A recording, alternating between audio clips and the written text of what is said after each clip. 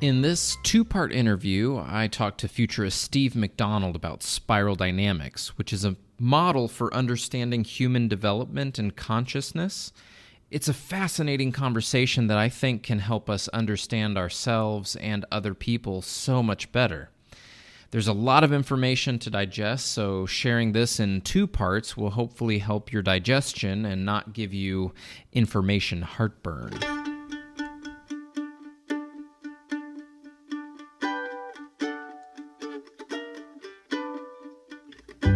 Welcome to the podcast where we talk about things we're not supposed to, learn how to have difficult conversations, and talk to people about what makes them different. This is the We Don't Talk About That with Lucas Land podcast, where we do talk about that with me, Lucas Land. It's never the right place or time. It's imperceptible to the eye. It's never the right place or time. My guest today is Steve McDonald. He is a futurist and the founder of the Agency for Advanced Development of Integrative Intelligence. Integrative or integrative? I don't even know. Yeah, you can say it either way. Same thing. You could say it either way. You're from Australia. I should say that first because that's why I want to check my pronunciations, because I'm thinking as we were talking that, maybe I'm getting an Australian accent. Yeah. But the AADII is a nonprofit change agency. And you're also the founder of Future Sense, a podcast and radio show that broadcasts from Byron Bay, Australia. So welcome to We Don't Talk About That. Thanks, Lucas. It's great to be here. Yeah. So, Steve, tell us first just a little bit about yourself. I said you're at Byron Bay, Australia, but what are you up to? And tell us just a little bit about who you are. Sure. I guess I'm a futurist and a change agent, and I'm particularly interested in the evolution of human consciousness and the future of human existence. And I've got a very diverse background. So I spent 15 years as a career Army officer here in Australia. For some of that time, I was a reconnaissance helicopter pilot. And for most of my Army time, I was an officer in the infantry. So sort of grassroots commanding combat soldiers. And I went to war in Somalia, Africa in 1993 on a humanitarian mission. And that was primarily a US-led response to a widespread famine, which had been caused by a civil war in Somalia. So we went over there to quieten down the civil war so that the UN could resume feeding people again. And not long after that deployment, a couple of years later, I got out of the Army, went through a bit of a unclear phase of not knowing what was next for me, but I ended up going back to flying and flew a rescue helicopter for 5 years, so working in emergency services. And then while I was doing that, I started to do some training and consulting work on the side because I had a lot of management experience from my time in the Army. And that eventually got me into full-time management consulting, and then I specialized in change management after a while. And I discovered Clare Graves' work back in 2003, and around the same time I was also introduced to Ken Wilber's work as well. And from my reasonable experience of the different encounters you can have with human nature, from war through to all sorts of extreme experiences in emergency services, what I read of Clare Graves' description of human nature seemed a really good fit with my experience. And so straight away, I sort of gravitated towards learning more about that. I did some formal training with Don Beck, who was one of the authors of the Spiral Dynamics book, first in Australia, then I went to Texas a year later. And eventually I got qualified to teach Spiral Dynamics Integral, which was under the auspices of Don Beck's school. I also, during that period, I struggled with post-traumatic stress from my work in the military and emergency services. And That knocked me over for about 7 months. I couldn't work and went through a fairly extreme sort of healing process there. But it was Wow.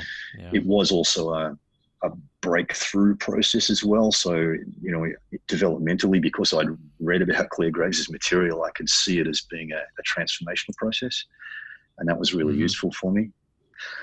And then in more recent years, I have established a charitable foundation, which is essentially a non-profit change agency, as you described. And it has a global focus. So I'm particularly interested in the global challenges that humanity is facing and will face in the near future, and how we can improve human coping capacity by understanding how to transform human consciousness. And really the root of pretty much all of our issues that we have in society, it comes down to human values. And if we can understand human values better and how they change and how to work with the change process, then that offers an avenue to a more cohesive and collaborative global society.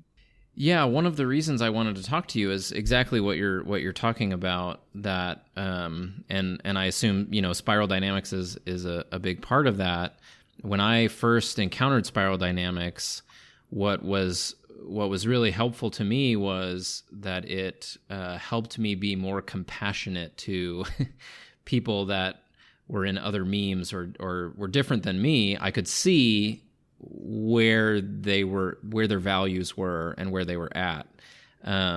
So tell us a little more about. I know we're not going to be able to really plumb the full depths of spiral dynamics in an hour or so, and we can share some links for people to go deeper later. But just on a general level. What was Clare Graves' kind of initial idea about how human consciousness sort of developed, and how might that help us see people differently? And then maybe we can get into the colors. Sure. I think one thing that's different about Clare Graves' research is most people, when they're wanting to do a research project, they come up with a hypothesis and then they want to try and prove whether it's true or not. Graves started with an open-ended question, and that's what really marks his work as unusual and very insightful. So he was a contemporary of Abraham Maslow. There are a number of theories around at that time about the development of human nature and psychology, and most of them had no more than 7 levels, like stepped levels or stages that we grow through during our life. And all of the models around really had a kind of a pinnacle, the pinnacle of human existence. This is what you can achieve, and it's the highest thing you can achieve. And so Graves was teaching psychology in upstate New York, and on the course that he taught, there were 5 different perspectives on human psychology that came from different sources. And inevitably, one of the students would put their hand up at the end of the course and say, Dr. Graves, which one of these is right? and it was really frustration around those questions that drew him to start his own research. So his research was based around the question, what is the nature of a psychologically mature adult? And with that open question, he then had quite a diverse range of data gathering methods, from self-reporting from university students to unannounced observation of behavior, which probably wouldn't be ethical, these days. And he also, he studied all sorts of parallel research as well into biology, the study of brain structure and that kind of stuff. And I guess there are 3 main things that really came out of his research. And he was also smart enough to know that if he was the only guy analyzing his data, then his own perspective on the world would flavor the outcome.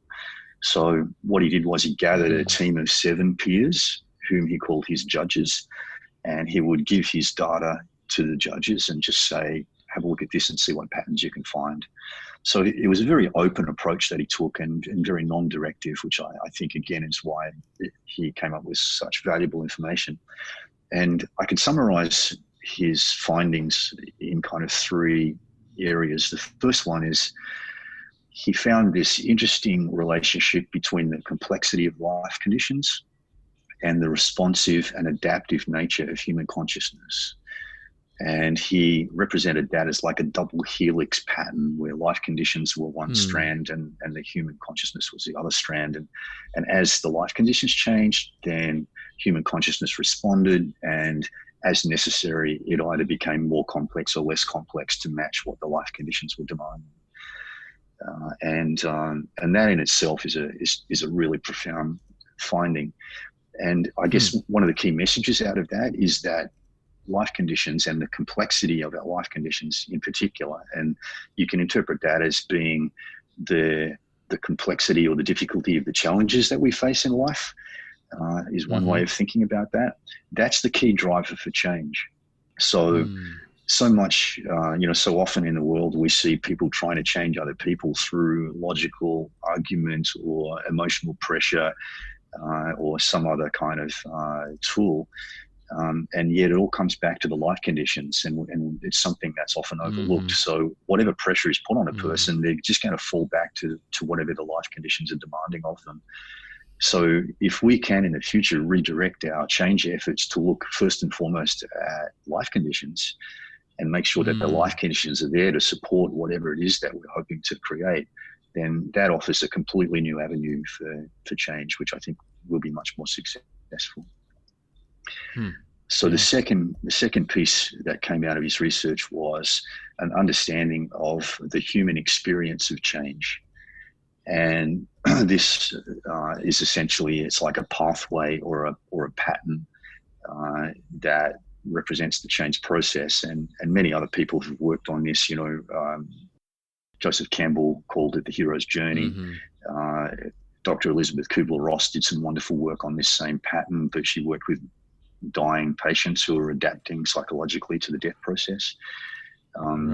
And the same change pattern can be found in the I Ching, the ancient book of changes from China, and many, many other, cultural products from different cultures around the world. So we're basically talking about the fundamental way that everything changes in this reality, and you can reduce it like to its most simple form as basically a sine wave. But a more sophisticated understanding sees it as not as a flat wave or even a flat circle, but as a spiral. So we go through cycles, and at the completion of a cycle, we may stay the same, we may grow and move up the spiral, or we may regress down the spiral as well. So just understanding that basic pattern, that we start from stability. When life conditions change, we feel discomfort. Our normal response to that is usually to look backwards to the past and try and remember a time when things worked okay. So we usually go through this regressive values search to look through the back catalogue and find if an old way of living is going to make things better. And what that usually does is it makes things worse, and so it speeds up the change process. So that's a neat little trick that evolution put into the change process to make it quicker. And of course, the world, speaking super generally, the world right now is in that regressive value search where things have changed. We're not quite sure how they should be, so we're looking backwards and going back to sort of, right wing, extreme left wing kind of behaviors and that kind of thing. And then eventually we sort of move through that discomfort phase into the transformation, which is like a chaotic time where everything falls apart. We completely let go of our old value structures, and we are personally transformed. So that includes our body chemistry, our neural networks, those sorts of things. And then we have a breakthrough, like an enlightening moment where suddenly we can see the world from a different perspective, and suddenly we see that, there are new ways to live. And we break out of that chaos and into a renewal zone, which is highly energized, and then come back to a stability, which usually brings a higher level of coping capacity.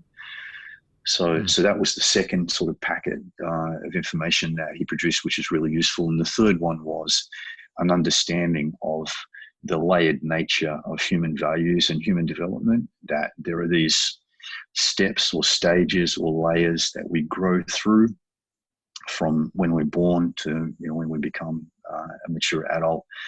And again, it's driven by our capacity to interact with our life conditions and the complexity of those life conditions as to how quick we might grow through these stages. But everybody grows through the same ones, and they're sort of represented in spiral dynamics as V memes. I think that is the language they use there.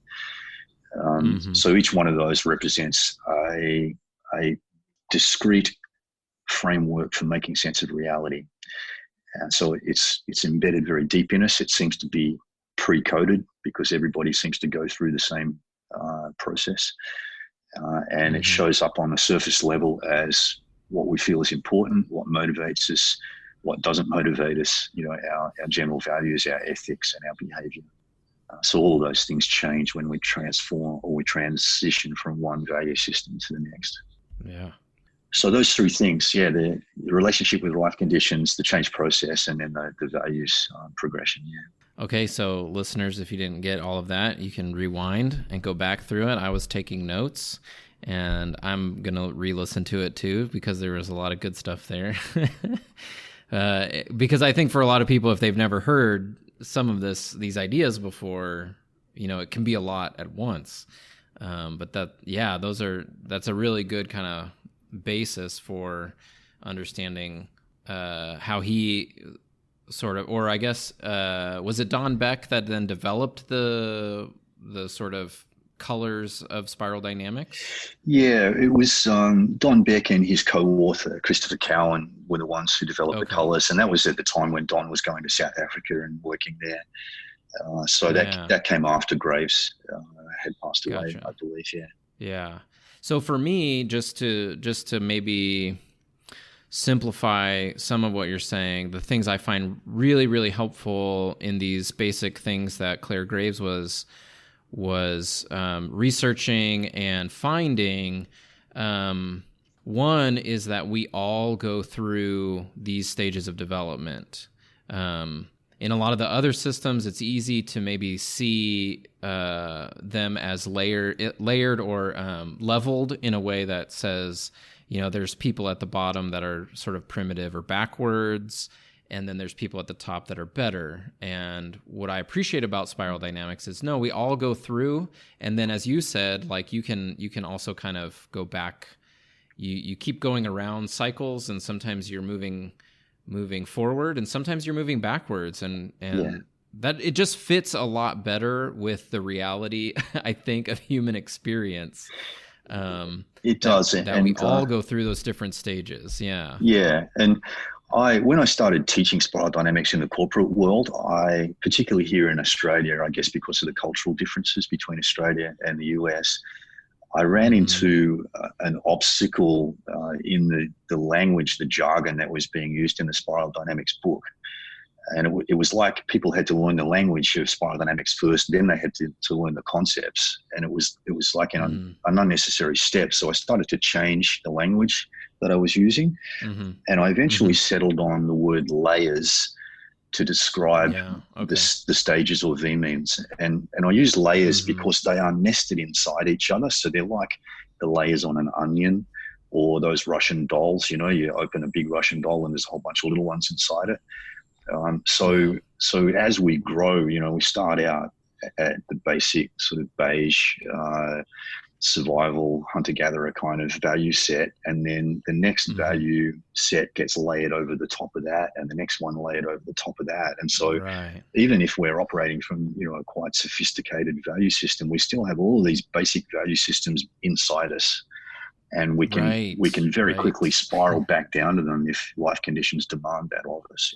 Yeah, and what I notice is so helpful is that we often, and I want to get to the colors and kind of break down some of the memes for people quickly, but I've heard some people say, like, the U.S., there's a certain percentage of the U.S. that consider themselves like progressives that are in this green meme, but part of the problem is they see themselves in this green meme and they're looking down on the rest of, you know, those backwards other memes that are retrograde and can't catch up, and so they sort of see themselves as having arrived right at the pinnacle. Yeah. And then so what's brilliant and beautiful about Spiral Dynamics is it says, no, you still are all those other memes. That's right. And maybe and your job is really actually, instead of saying, hey, why don't you catch up to me and be like me, is to help everybody be the healthiest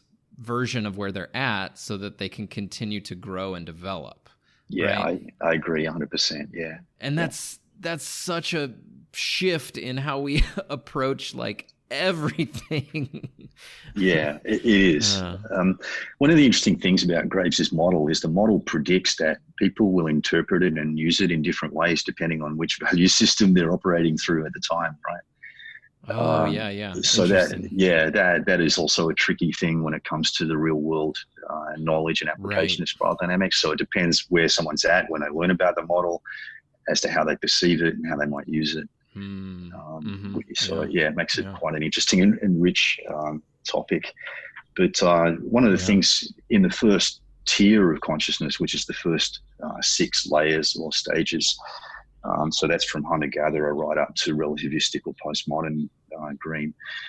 There's an inbuilt rejection factor. So whenever we make a value shift and grow to the next value system, we automatically reject where we've came from. And so that, you know, that is an obstacle to the application of the model. You know, it's only really when we start to poke into second tier and we start to be able to have those, you know, sort of very clean insights without any rejection bias that we come to the kind of conclusion that you just made, that, okay, you know, the best thing we can do is actually to nurture everybody and help everybody be helpful where they're at, you know? Yeah. Okay. Well, before we get too deep into that, let's back up. I'm thinking I'm gonna link in the show notes to a visual. Maybe you have one that's your favorite or one that you've created, and I've seen some others that I can link to. So I would encourage people, as you're listening, maybe go to the show notes and get a picture of the colors as we're kind of talking through the different colors to help you visualize the idea of spiral dynamics and what we're talking about. So give us a brief. I know there's a lot to unpack in all the layers and all of the memes, but give us a brief rundown of the colors in spiral dynamics. Sure. So the model that Graves came up with, it's a fractal model. In other words, you can look at it from a different scale and it looks the same. So you can apply these colors or layers to the individual experience that we have growing through life. Right. And you can apply it also to a whole species level and everything in between those scales. So what I'll do as I just quickly go through each one of the colors or layers is I'll talk about it from both of those places, from an individual and a species level, and that'll help people understand it a little bit better. So starting out at beige, which is layer 1, at a species level, we're talking about the first emergence of Homo sapiens from whatever we were before that. So hunter-gatherer kind of existence, very much embedded in nature and working in harmony with nature. And pretty much almost on automatic in terms of life, you know, really just responding to our immediate needs for, you know, hunger, shelter, those sorts of things. And at an individual level, that is representing when we're first born as a baby, where we're kind of helpless. We're just eating and sleeping and existing. And there's no sort of richness of culture or anything around life. It's like the whole, wow, you know, discovering the world and trying to make sense of it and just surviving. And that's an individually oriented layer. And as we go up the layers, they alternate between individual and communal focus. So from the individual beige, we go to the communal tribal, which at an individual level represents like early family life, where mom and dad are kind of like the heads of the tribe, and the tribe has customs, things that are okay to do and things that are not okay to do. And you have to kind of learn what the customs of, and just follow the guidance of the heads of the tribe. And of course, at a species level, that is literally, the old traditional tribal living, where you've got a tribal head, usually a chief, historically in our written history, the group, is generally I consider to be up to about 150 people in a tribe. Roughly, you've got a piece of tribal land that you live on that has a boundary around it, and life is pretty much lived inside that tribal boundary. It has an animistic form of spirituality. So at the first level beige, there's no real structured spirituality that we've been able to understand, because there's no real strong written records of life at that stage so long ago. But certainly there was this explosion of tribal culture around about 50,000 years ago, and part of that was the development of an animistic form of spirituality, where every physical thing is seen to have a spirit within it. So the mountain has a spirit, the river has a spirit, the plant has a spirit, these kind of things. And thinking in the communal systems is very long term, whereas thinking in the individual systems tends to be short term. So in tribal societies, you have these, like here in Australia, in our Aboriginal culture, we have stories that we know are 30,000 years old, because they talk about astronomical events that happened 30,000 years ago that science has detected, those kind of things. It's amazing to think that stories can carry knowledge for so long through our history. And what happens with each of these layers is when we live life according to the values of a particular layer, at first it's very, very useful, but it goes through a cycle where it peaks, and then after a while, because the universe we live in is always becoming more complex, the growing complexity makes our value set have an expiry date. And so there comes a time when a particular way of living no longer works so well, and we have to transform to the next most complex layer or color in order to solve our problems. And so after living the tribal way for a while, we find that, okay, it's not working so well anymore. We go through this subconscious transformational process driven by life conditions. So the next or third layer, layer 3, is red, which Clare Graves called egocentric. And you can think of it from an individual perspective as the time when you start to become a teenager, go through puberty.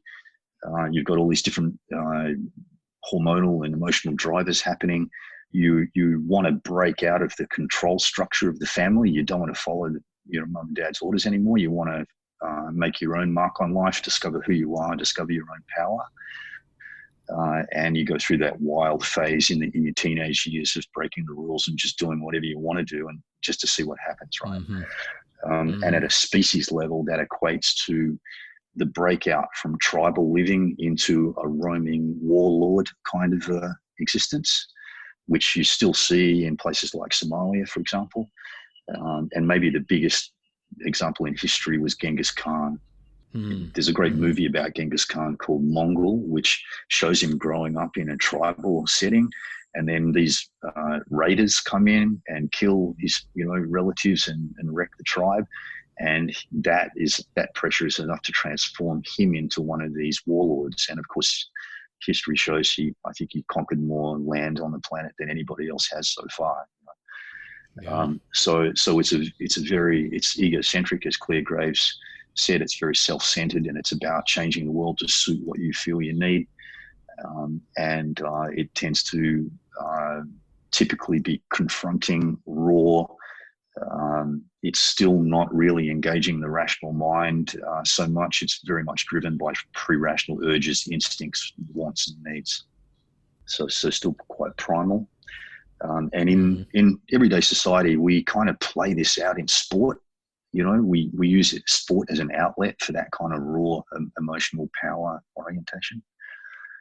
Hmm. And after a while, again, life conditions change, driving us to change to a more complex way of being. And we move to the fourth layer, which is coded blue in spiral dynamics. Clare Graves called it absolutistic. And it takes us into a new zone, which I call the rational zone, because up until now in 1, 2, and 3, we've been primarily driven by emotions, instincts, basic needs. Whereas once we move from 3 to 4, the frontal lobes develop to completion. And so our rational mind takes charge, and we're able to rationalize away some of our emotions and urges, and we start to conceive of cause and effect relationships. So we can live in a much more disciplined and structured way. And that change in humanity historically came about around the time of the agricultural revolution, where we learned how to crop on a large scale. So we didn't have to spend all day working on subsistence farming or gathering food. We could actually settle down and build towns and large cities and have, specialized people doing the large scale agriculture to feed us. And the complexity, the extra complexity that came from living in large groups like that meant that we had to develop this rational minded approach that allowed us to follow rule sets and live a disciplined life, so that we could just live cohesively within towns and cities. So the mindset that comes with this, and from a personal perspective, this is kind of when you've run yourself ragged as a teenager, living the wild life, and you suddenly have this realization that, okay, I've got to knuckle down and get on path here. I can't just live my life like this, because I need a regular income. I need future goals and those sorts of things. So that's when we kind of settle down into more mainstream life, when we move into this fourth layer. And the thinking associated with it is typically looking for a higher authority to give us written guidance on how to live our life. So we're basically looking for a set of rules from a higher authority. And often for many people that comes in the form of religion. And it was around this, this time in history when humanity emerged into this fourth way of being human, that the religious books from our main structured religions, were written from this kind of mindset of there's a set way to live. There's only one right way to live, actually. And here are the rules for that. And if you follow those rules, then everything will be good. And the rewards for that come way in the future, because we're in a communal system and it's long-term thinking. So you hear people from this mindset saying, okay, if I do really well in my career, by the time I retire, I'm going to get a gold watch and I'll have all this money saved up, and things will be great. And from a religious point of view, if you live a good life, follow God's rules, then when you die, you'll go to heaven and be rewarded there. So the rewards always come later in this mindset. And then, as with all the value systems, after a certain time, if your life conditions become more complex, then you'll also transition out of this one. And so it really does come back to life conditions. And there are still places on the planet where people are living quite happily at tribal layer 2, like in the wild rainforests of Papua New Guinea, for example, just north of Australia, because they don't need to live any different. They have everything they need. Their life conditions have stayed stable for thousands of years, and there's been no driver for them to move out of that value system. So the movement, there are areas, just real quick, there's areas of Bolivia, in the Amazon, in kind of northern Bolivia, where there are tribes that haven't been contacted, and luckily they have some protections that they are left alone. But I know people feel like we've encroached on so many places, and it's hard to imagine people living like that. But these are modern people living that way. So it's true. Yeah, absolutely. Yeah. And it also speaks to the power and the resilience of these simpler value systems, basic survival, basic tribal and family bonds, basic power requirements, that they are able to last so long successfully, and they, like I said, they don't go away. They're still nested inside us, even when we're living in more complex places. Well, I'm pausing you maybe kind of halfway through to reflect on this because it tickles some of the things I'm always interested in. But part of it is our very, very short memories that we have as human beings to not remember that for 90+% of Homo sapiens existence, we did exist in more tribal groupings. And so, of course, they lasted that long. They've outlasted us already, right, for thousands of years compared to the short amount of time that we've been in the kind of civilization that we are now. Yeah. So this is where we'll end part 1 of our conversation. Stay tuned next week for the conclusion of this conversation with Steve McDonald.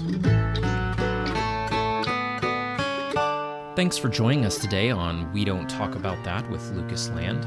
If you like what you hear, make sure to subscribe so you don't miss any episodes. Help us spread the word by sharing it on social media.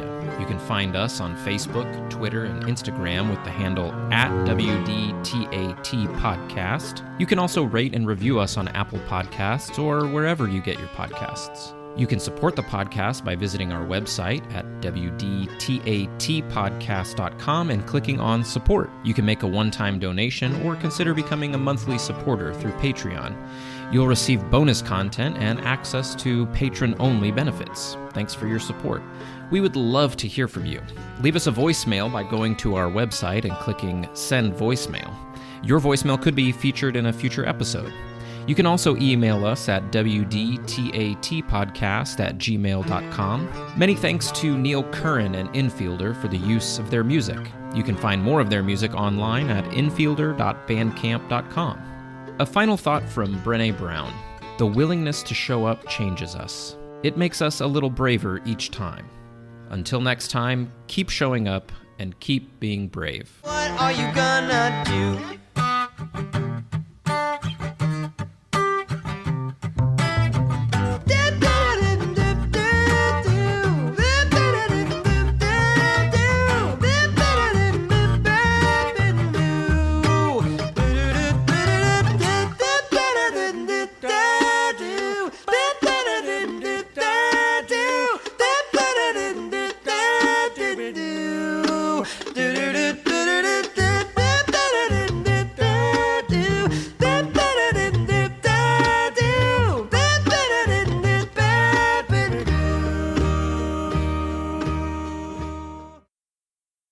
Que le vaya bien.